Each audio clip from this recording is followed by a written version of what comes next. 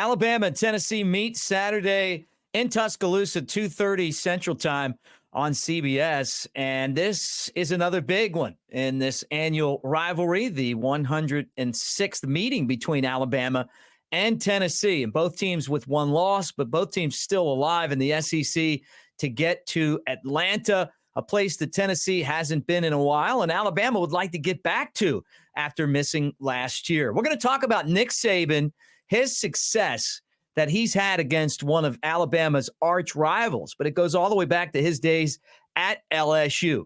Great to have you guys here on the Bama Tailgate channel on YouTube. This is Bama Tailgate Daily. If you're not already part of our roster, hey, it's easy to do. Like and subscribe. Give us a thumbs up. Hit the bell if you like our content. And thank you for being here with us today.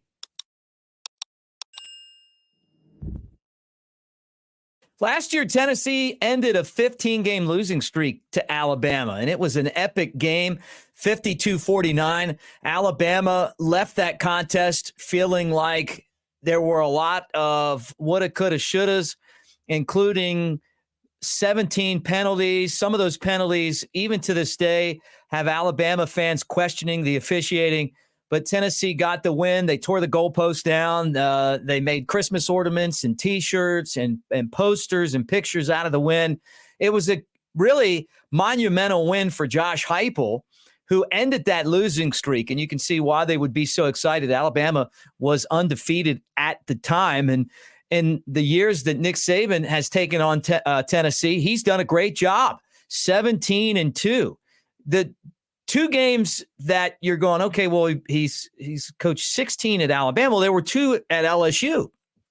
And one of them was the SEC championship game in 2001. And that was a game that Tennessee was a favorite, and LSU went in there and upset them 31-20. And that was a really tough loss for Phil Fulmer, who had one of his best teams, and a Tennessee club that maybe got taken by surprise a little bit by LSU. But what we would come to find out is that LSU would end up winning the national championship a few years later, and Nick Saban became kind of a legend. I mean, maybe not for that game, but partly for that game, because that was the one that really made you open your eyes and go, yeah, this isn't just a regular ball coach. And Alabama had to tangle with him every year when he was at LSU. And then, of course, he went to Miami and then came back and ended up coaching the Crimson Tide. So Alabama will face him this year. And I thought this was kind of a funny thing to think about. Okay.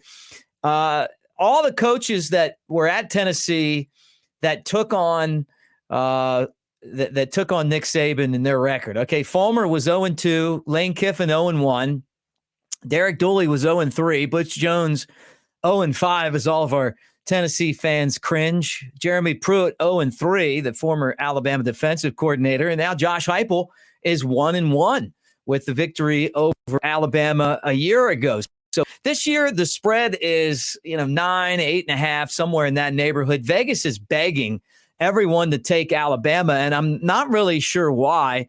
The way that things ended last game for Alabama when they took on Arkansas, they had the 24-6 lead, and then they basically backed into a victory.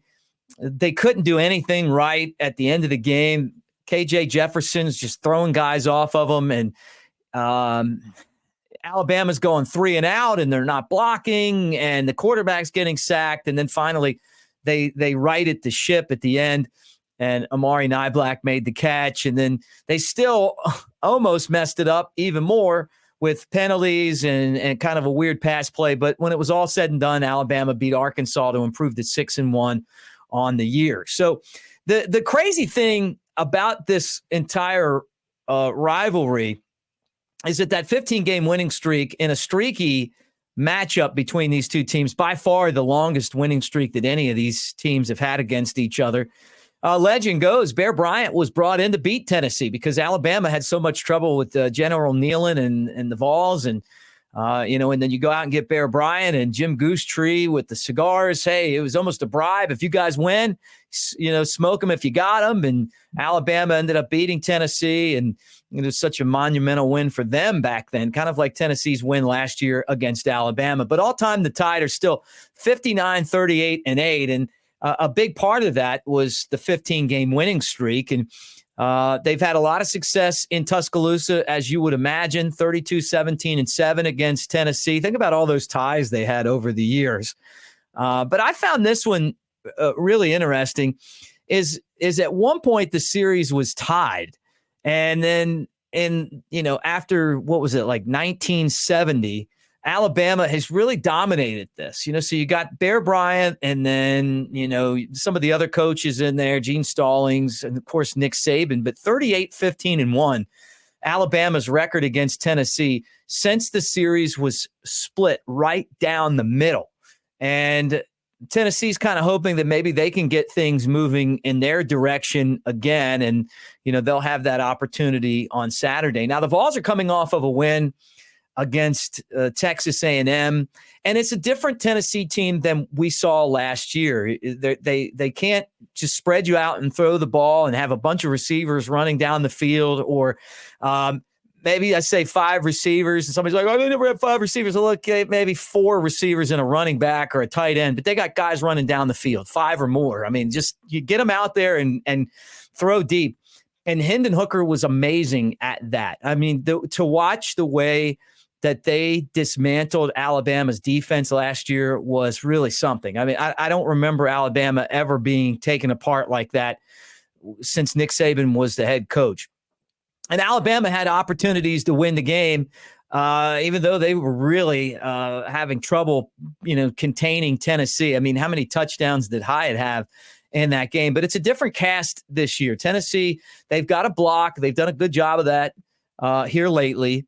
After that loss to Florida, they run the football with Wright and Small, and those guys are really good, especially Wright. I mean, they ripped through the Texas A&M front, which I was very surprised by that, because Alabama had so much trouble running the football against A&M in that game. Alabama got back to the run in the Arkansas game, but then when they hit some adversity, the run game seemed to disappear. They couldn't get a first down. So that's an issue for this team as well. Are you going to see the Alabama from the first couple of quarters, or are you going to see the Alabama that finished the football game? And, and against Ole Miss, it was the Alabama that started that you're wondering if you're going to see, or the Alabama that finished. So it's been a very inconsistent Alabama team.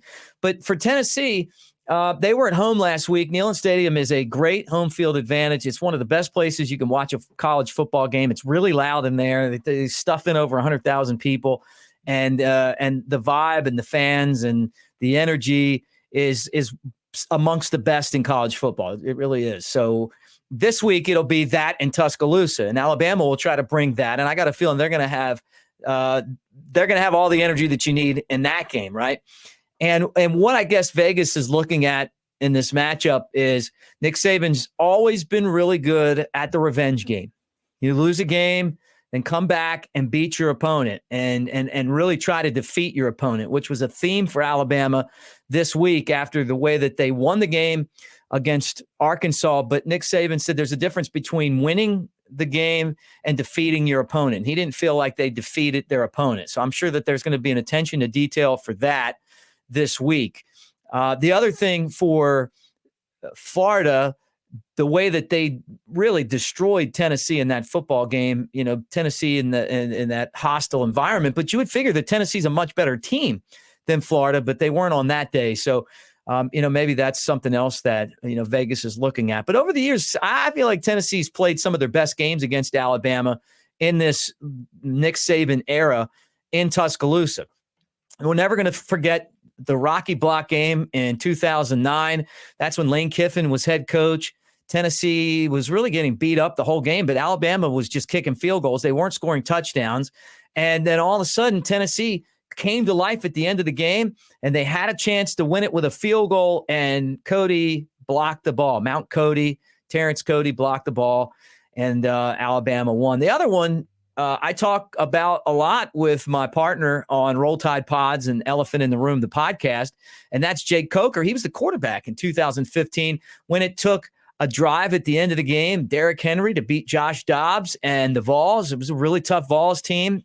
They had the lead late, and Alabama ended up stunning them at the end of the game, but there was nothing easy about that one. So we'll see what happens going into Saturday, but the one thing that you can say is that this opponent for Nick Saban has been one that he's had a ton of success against over the years, and Alabama looking for their 60th win all-time against the Vols, 2:30 on Saturday. It's the cigar game, too. It's the annual third Saturday in October matchup. It's the cigar game, and our friend from R&R Cigars, our great partner, has given us this promo code for our viewers. Bama Tailgate, you get 20% off of your online purchase and free shipping. So if you want the same cigars that the guys are going to have on the field after the game, if you're a Bama fan, that's Bama Tailgate. And then, you do that at rnrcigars.com at checkout. So that's pretty cool. But this is my favorite rivalry. I don't hate Tennessee like some of you guys, or maybe I don't hate Alabama like other you guys, but I've spent a lot of time in East Tennessee. And I admire a lot about Tennessee. I love the uniforms. I love the history of this matchup. I hope to hell the SEC does not break this matchup apart when they're making this new schedule, because having Alabama and Tennessee play every year is a big tradition that I hope the SEC continues. So they're trying to figure out what the scheduling model is. But for Alabama to have to play Auburn, Tennessee, and LSU every year, it's not really fair. I think the LSU is the one you lop off and let them play Texas A&M. We'll see them every few years. But you want to have this one, and you want to have Auburn every year because those are what made the SEC what they are today. And I know a lot of Tennessee fans are coming to Tuscaloosa. I hope you guys have safe travels, and hopefully, we'll give you a good show on Saturday in T-Town. But this is exciting, and we'll see what happens out on the football field. It's going to be one of those games where I want to hear what you guys think. What do you feel like? I've gotten a lot of comments from Vols fans on the different videos saying that they're feeling pretty confident about their team. They like their defense. They're going to run over Alabama. But what about you Alabama fans? I mean, you feeling good that maybe the Tide will get back on track, or did the way that things ended last week leave a bad taste in your mouth? But aren't these always the games where Nick Saban gets the attention of the team? I guess we'll find out. Again, thanks for being here on the Bama Tailgate YouTube channel. And I ask you guys to be part of the channel, like and subscribe, give us a thumbs up, hit the bell, Roll Tide.